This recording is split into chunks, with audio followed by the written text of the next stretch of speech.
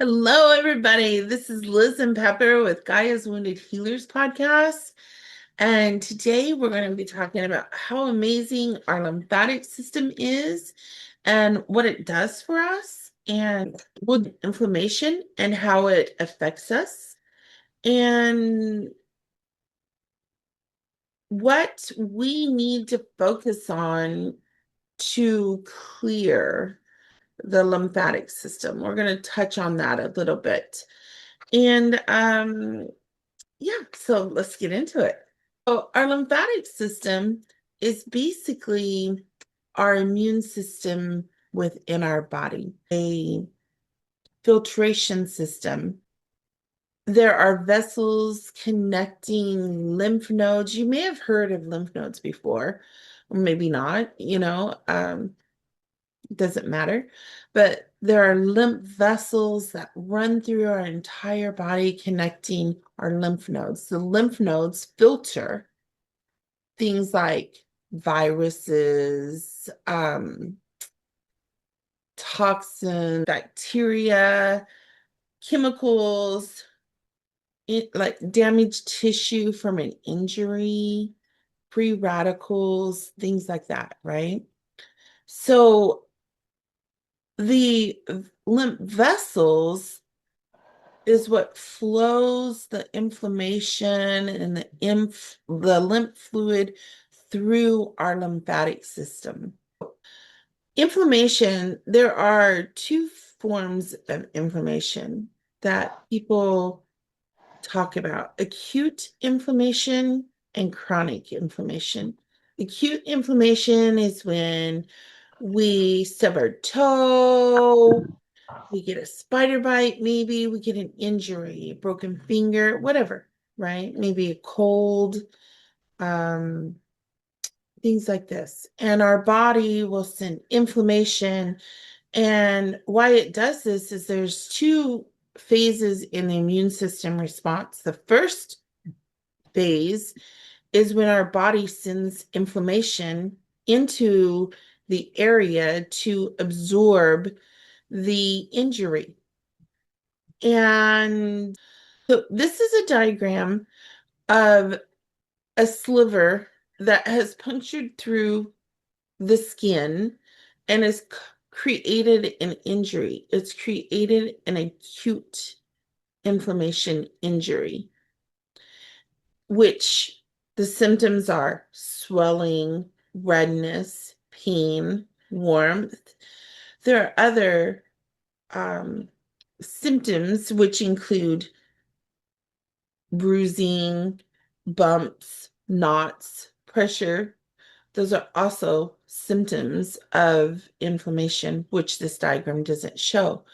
But this is a good diagram, and we're just going to talk about this right now. So the little red vessel down there, that's going to be your lymphatic system, and your body's sending inflammation, and it's going to get absorbed. It's going to pick up the injuries and absorb it and take it into the lymphatic system to filter it, to clear it. That's the way our bodies are designed to work. But what happens is there's so many chemicals and so many things that are foreign to our bodies that are in our air, in our water, in our food, that are being put into our bodies, that our bodies are really having a hard time processing things all by itself anymore. So our body needs our help to process these things so that it doesn't create a bigger injury. So what happens is if our body gets over, it gets flooded and it starts sending too much inflammation because it thinks, oh, but Liz or Pepper or whatever your name is, right? They need more inflammation because they still have a problem. Our lymphatic system, our immune system response gets broken. It gets confused. And this is the best way I can describe it. And it starts throwing chronic inflammation. Chronic inflammation is when the body is sending inflammation for no injury. There's not been an acute injury. It thinks it's injured because there's still a problem. What causes inflammation to turn in acute inflammation to turn into chronic inflammation is when the inflammation becomes stagnant. The immune system response is not flowing. The inflammation is not flowing through our lymphatic system. You may or may not remember from previous episodes, I keep saying that the lymphatic system is a free-flowing system. It should be flowing. If it's not flowing because we are not moving, that's how it naturally flows, is by movement. However, when we feel pain or when we're sick or when we're just extremely tired, maybe we have a virus and it puts us down for, a week or two or however long, our lymphatic system is going to get slowed. And that's what actually creates blockages in our lymphatic system. So the lymphatic system stops moving. Our muscles actually push the contractions when we're actually walking, moving around. It actually pushes the flow of the lymphatic system up. That's the natural body's process. Our lymphatic system doesn't have a pump like our circulatory system. And so it depends on our muscles to move to create that flow in our lymphatic system. I've seen wounds. This is actually a wound healing diagram. I've seen wounds where I personally, um, I hurt my finger. I fell, and I hurt two fingers. I broke one, and the other one didn't break. I used the salve on the finger that I broke, the one that was the worst, and got the inflammation moving. All of the swelling just was gone by the next morning after I used it a few times that night. And the next morning, the finger that was not broken was actually broken from the inflammation swelling and putting pressure up against my joint. So that is basically the same thing that will happen in any injury, spider bite, from a poisonous spider, a cold. It happens in our lungs. It creates a bigger injury from the inflammation. When we get migraines, we get inflammation in our sinuses. And if we don't clear them, then we get more problems. The next thing you know, we might have ringing or tendonitis in our ears, or we have pain in our teeth or jaws, or we get an earache, and the inflammation just swells and it creates bigger problems, bigger injuries. And this is the reason why it's really important to clear inflammation when it first starts, right? Because we can control if our body has chronic inflammation or not. And these are things that the medical system, they didn't tell me. I discovered these things through my own research, through my own experiences. So basically what happens is our immune system response gets confused and it gets stuck in a vicious cycle. It keeps throwing inflammation more and more, trying to clear the injury because it doesn't actually have a brain. It just has a sense of you need help. clearing an injury. And so we often get a diagnosis, oh, you have chronic inflammation, but they don't tell us what that is. And so here is a list of what happens when our immune system response starts creating injuries because our immune system response is stuck in a vicious cycle, throwing more and more inflammation. Chronic inflammation can cause things like chest pain, fatigue, joint pain, stiffness, mouth sores, rashes, eczema, psoriasis, sinus issues, breathing issues, headaches, migraines, bloating, intestinal issues, abdominal pain, and the list goes on, right? So, chronic inflammation is the underlying cause in everything that I've ever researched of all chronic diseases and all chronic disorders. It is the root problem every single time. Chronic inflammation is actually the #1 cause of death in medical situations. It's the root of everything. So we have to intentionally pay attention to our body when it is confused and overreacting and not able to clear itself. We can help it by detoxing our body with herbs naturally, but we have to remember that if we're doing any detoxing, that it's just as important to not put more crud into our body when we're detoxing and even when we're not detoxing, because if we're putting crud into our body as we're detoxing, we're not doing it any good. So our diet is very, very crucial and very, very important part of healing.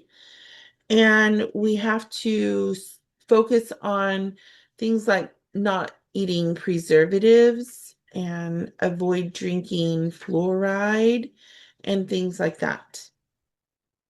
Here's a partial list of chronic diseases and chronic disorders that are affected by chronic inflammation.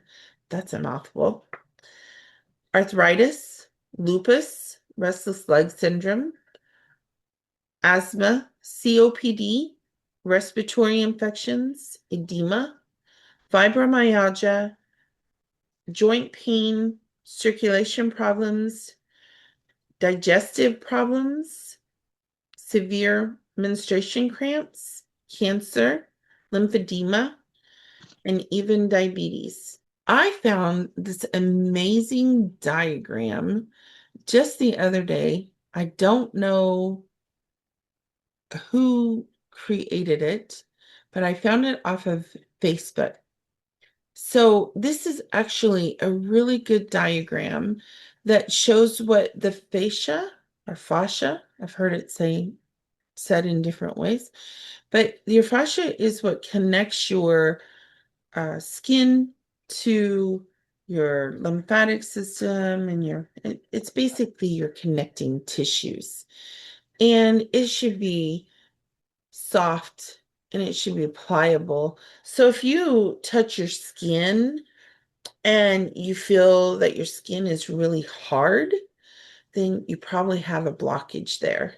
Some people can't feel it. I personally can feel these things. The second side on the right side is what the fascia looks like when it gets dehydrated, when it gets blockages, basically. It gets very, very tough and tight, and nothing can flow through it. Nothing the inflammation gets stuck, it gets trapped. Trauma can cause this. This is true. Poor energy, meaning your body is not moving. Your muscles were not able to push the inflammation. So we want our fascia to be like the left side on this diagram. And we want everything to be free flowing. And when our fascia is free flowing and clear and hydrated, it means that our lymphatic system is able to flow and to move.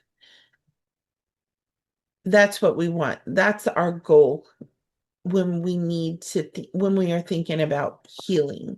When our lymphatic system is a free flowing, what happens is it's moving. The lymphatic system is in the green on this diagram. The circulatory system is red on this diagram, in blue. So you can see, you may not be able to see clearly, just trust me. You can go and do some research. But anyways, the lymphatic system is connected to the circulatory system.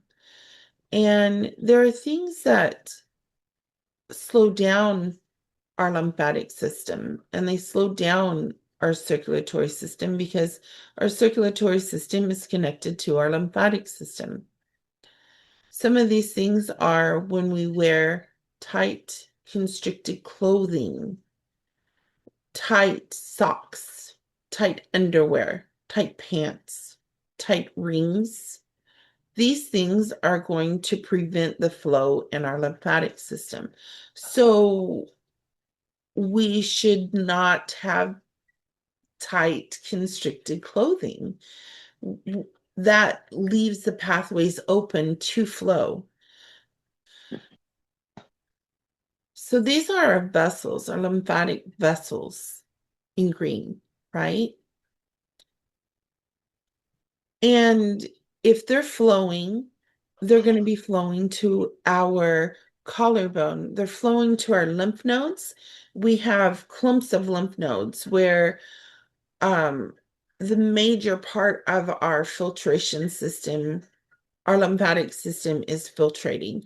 So places where we can use them for our healing benefit.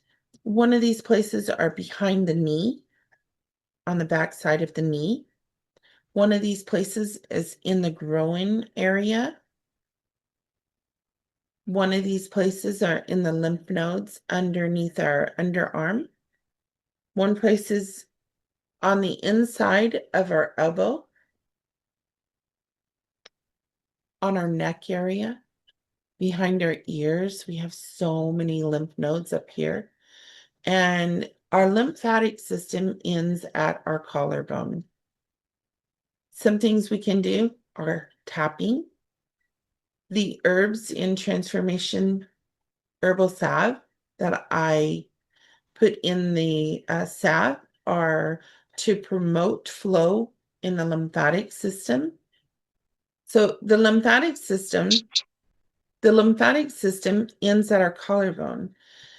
By the time it gets to our collarbone, the fluid should be cleared, and then going and putting fluid into our circulatory system so that our circulatory system can flow and be healthy. So if our lymphatic system is not healthy, it's going to affect our circulatory system. That is just the way that the body works. And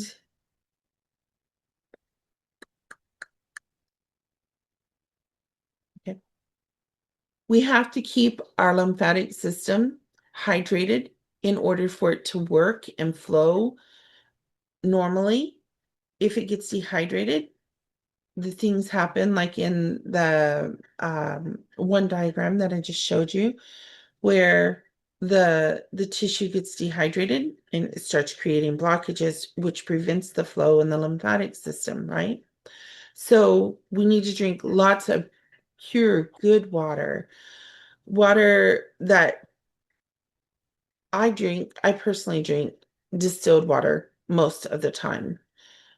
Um, I I distill my own water at home. I have a little system, it's about that big, and I distill about 4 gallons every day, just very gently and easily. I can distill up to maybe 6 or 8 if I have to, but I usually never have to distill that much water on one given day. The lymphatic system flows in one direction towards the collarbone. So it moves from the fingertips toward up the arms and up the shoulder and to the collarbone. It moves from your toes, up your leg, up your body, maybe under your underarm, if you can flow it that way, and to your collarbone. What I like to do is called lymphatic massage. Lymphatic massage is very important part that we can incorporate in. I incorporate it in you rubbing transformation herbal salve onto my body. So this is kind of a little bit about how the lymphatic system works and how inflammation affects the lymphatic system and why we have to pay attention to inflammation and the blockages that are created by inflammation. And so that's it for today, you guys. And we'll see you guys next time. And if this episode appealed to you guys, please like, share, and subscribe. We are new. We are in the process of making our podcast better and better and better as time goes by. And just in a truthful, open discussion about how the body works and what we need to do to get it to heal itself from within. And the lymphatic system is a crucial part of that. And they don't really tell us this, but we should do our own research about our lymphatic system, and we should start to try to understand our body's healing processes, and that is the lymphatic system. Okay, guys, bye. Bye.